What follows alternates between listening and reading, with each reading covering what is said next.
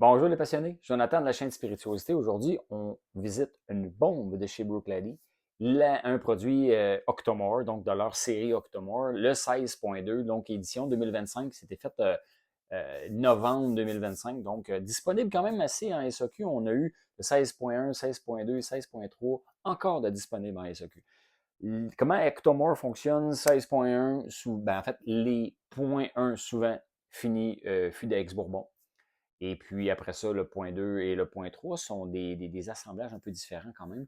Et juste pour dire, si vous ne connaissez pas déjà la suite Octomore de la distillerie Brooklady, et c'est la série extra, extra tourbée. Donc, Brooklady font les produits Brooklady qui sont non tourbés. Donc, on a le Classic Laddie, des Bear Barley, des Local Barley, plein de sortes d'éditions Brooklady qui sont non tourbées. Ensuite, leur édition tourbée se trouve à être le Port Charlotte. Port Charlotte qui ont beaucoup de belles éditions, très tourbées, excellentes, des petites bouteilles un peu trapues, très rondes, noires.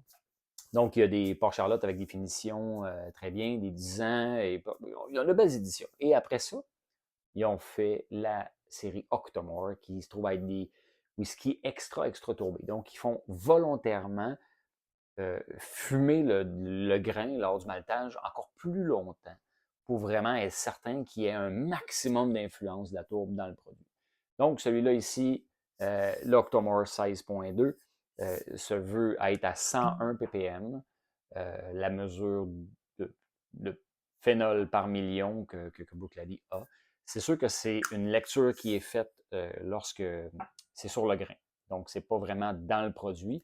Donc, lors de la production du produit, après, il peut se passer plein de choses. On peut, quand on fait la distillation, là, lors des coupes, on peut enlever ou ajouter plus la tourbe, tout dépendant de ce qu'on veut faire comme produit fini. Donc, la mesure de la tourbe en ppm dans un produit est fait au début du procédé. Donc, vous pouvez vous imaginer que les autres étapes après peuvent influencer le résultat dans le verre de la tourbe restante. Il faut prendre ça à la légère, mais Octomore se veut des produits extrêmement tourbés. Donc, on peut s'imaginer que la tourbe va être assez forte. En fait, c'est le but des Octomore. L'édition 16.2. Là, j'ai fait mes recherches un peu parce que le 16.2 et le 16.3 sont disponibles encore en SAQ et le prix n'est pas une méga différence entre les deux. C'est des produits un peu chers, là, dans les 280, puis le 16.3 est un peu plus cher encore. Mais le 16.2, c'est le vieillissement, la maturation de ce whisky-là qui m'a attiré vraiment beaucoup. Écoutez ça. 4 ans, un assemblage de produits de chez Bocali extrêmement tourbés qui ont vécu, qui ont maturé 4 ans. Donc, une partie en fût d'Oloroso et une partie en fût de vin de Bordeaux. Donc, ces whisky-là, ils ont fait un vatting, donc ils ont fait un assemblage et ont remis ensuite en finition, cet assemblage-là, une partie dans des fûts de Muscat, Moscatel, et une partie dans des fûts de Madeira. Fait que là, on a du Sherry Oloroso, on a du vin de Bordeaux. Après ça, on fait finir ça dans des fûts de vin de Muscat, qui se trouve être un vin super sucré, et du Madeira, qui se trouve être aussi un vin fortifié sucré. Donc là, ça l'a vraiment activé le mode curieux et le mode intéressé en moi, qui adore les fûts Muscat, qui adore les fûts de Madeira. Donc, tout était là pour me séduire. Oloroso fumé, toujours en coup de circuit.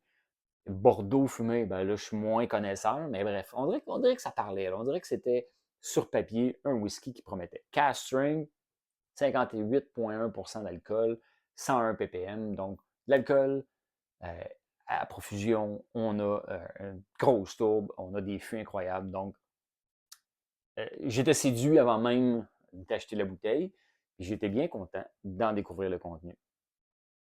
Au nez, immédiatement, la tourbe est dominante, mais pas juste la tourbe.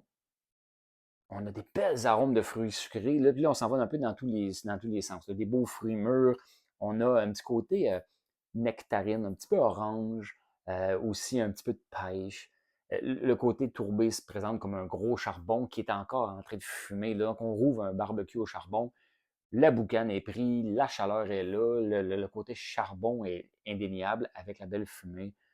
Je reconnais aussi le Madeira. Fait que, on a le petit côté Madeira qui est un peu difficile à expliquer, mais c'est un peu Raisin sucré, fermenté.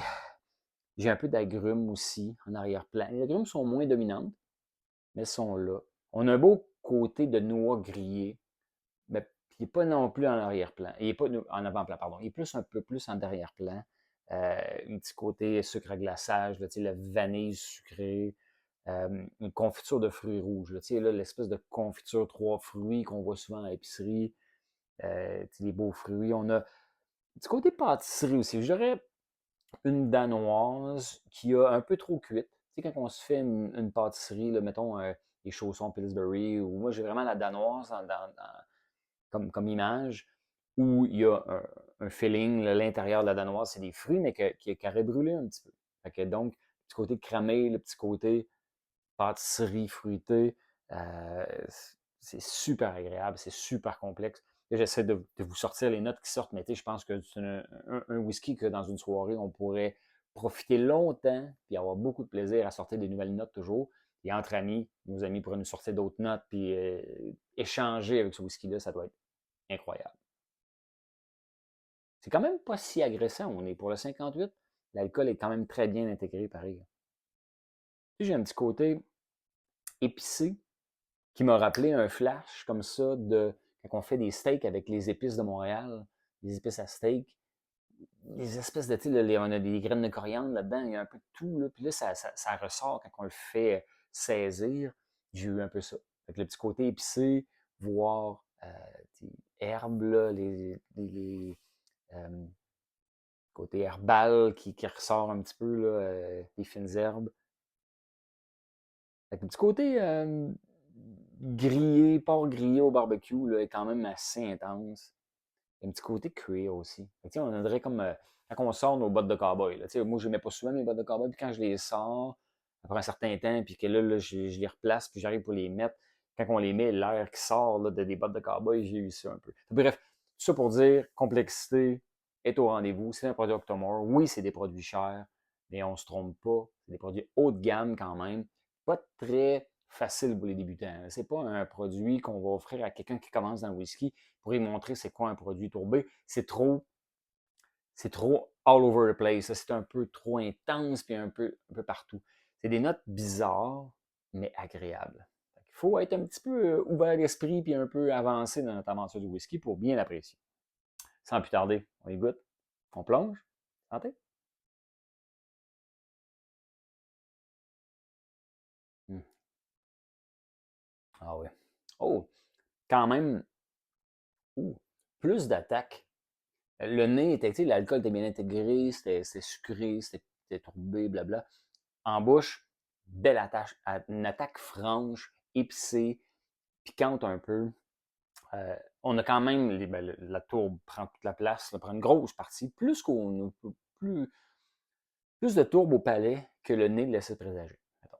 C'est un peu plus vif, un peu plus tranchant. On a les épices qui sont quand même assez relevées au palais.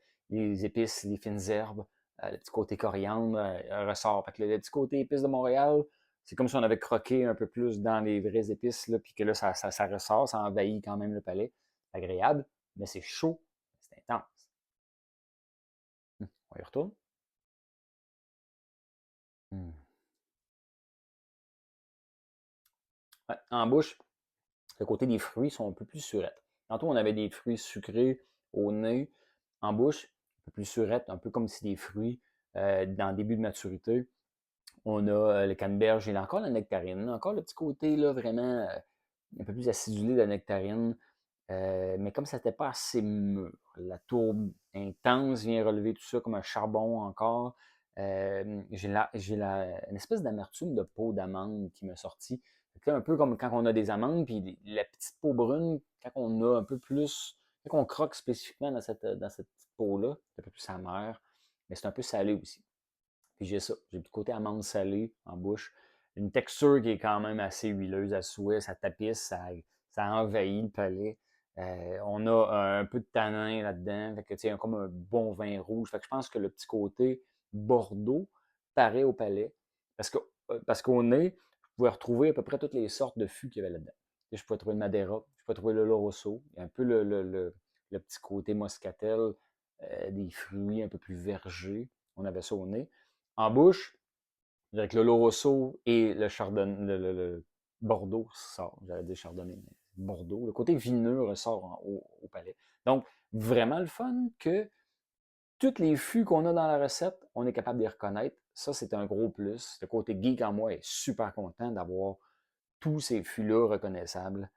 Et, euh, et j'ai un petit côté sec aussi, là, d'un vin rouge sec. Vraiment, le petit côté vin rouge ressort au palais, là, c'est quand même super agréable. Hmm. C'est L'intensité nous rappelle qu'on se tape un gros whisky un peu robuste et qu'il y a quelque chose au niveau de l'expérience Octomore qui est pas à la légère quand même. Donc, un excellent produit. Je dirais que c'est une finale qui est quand même assez longue, quand même assez chaude, quand même assez intense. Une finale qui reste quand même assez longtemps aussi. Gros charbon, quelques fruits. On a un petit côté plus agrumes, voire un petit peu citronnelle qui reste un peu vers la fin avec des épices, avec le chêne, un beau petit chêne épicé.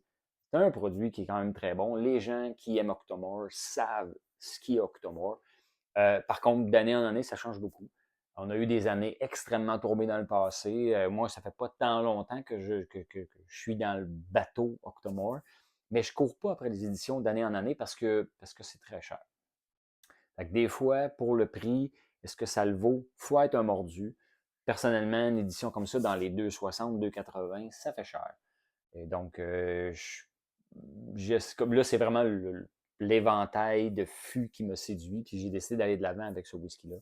Mais sinon, c'est pas toutes les années que j'achète un Octomore, parce que dans ce prix-là, on peut avoir deux bonnes bouteilles, là, facile. Fait que donc, pour ça, bref, je fais mes devoirs. Cette fois-ci, je suis content d'avoir fait mes devoirs avant d'avoir acheté ce whisky-là. J'ai regardé c'était quoi les fûts, le vieillissement, les avis. Alors, en fait, je regardais sur Internet, puis les avis du 16.2 étaient un petit peu plus élevés que sur le 16.3. Pourtant, le prix du 16.3 est un peu plus haut. Donc, vraiment, là, c'est une question de préférence personnelle. Mais moi, le type de fût, là, du Oloroso puis du Bordeaux comme maturation avec un finish en Madeira et un finish en Moscatel, wow, ça m'a séduit d'être là. Et personnellement, je vous le recommande si c'est un budget, un style de budget qui correspond à votre portefeuille, puis avec le montant que vous êtes prêt à dépenser, ben, vous ne serez probablement pas déçu. Santé!